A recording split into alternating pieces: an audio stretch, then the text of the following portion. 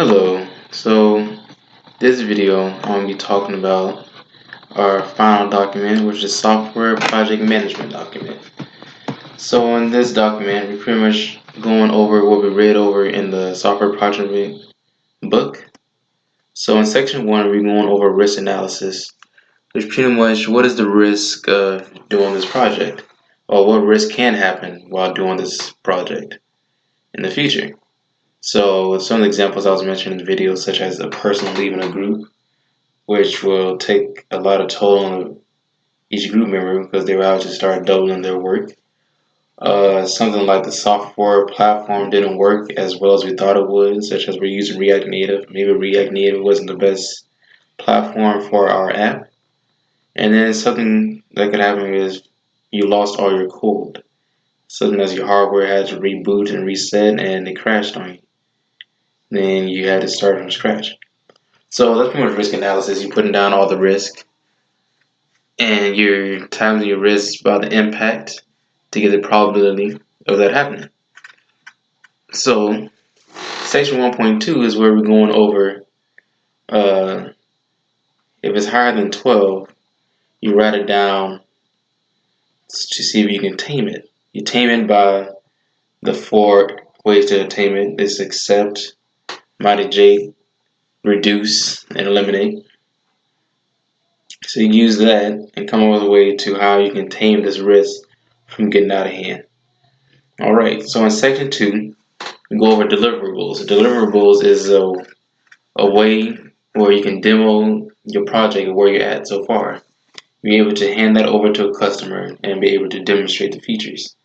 So from deliverable, you have components. Components are different sub-deliverables. So you pretty much like in your architectural chart, you have one real section and you have different components that build up the main section. So that'd be the components area. And then after that, you have actions, which will build that component. The actions are the classes, the methods, and pretty much the front end designs of the screen. So you have your deliverables, your components, and your actions, which will be covered in section 2. Section 3 is where we actually go over scheduling. So in scheduling, we are using the team Gantt chart to schedule out our actions and the duration, how long that would take. So in the video, it describes on how to calculate duration. So duration will be used on, say we have an action, and each group member will write down the amount of time it takes for the action to be completed. So there's 3 categories. You have the optimistic time, most likely, and the pessimistic. So for optimistic time, it's the shortest time to complete that action. Most likely is pretty much the middle or the average of all the hours it would take. And the pessimistic is the worst or the highest number of hours it would take to complete that action. And then it will take that and calculate the duration.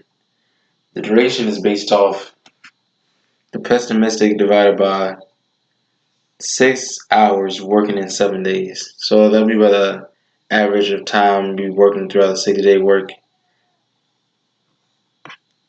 to complete that action. So in our case, we're trying to do it in 2-week intervals. So we have to get a lot of actions done. So that pretty much the gist of software project management document. And that is the end of my video. Thank you.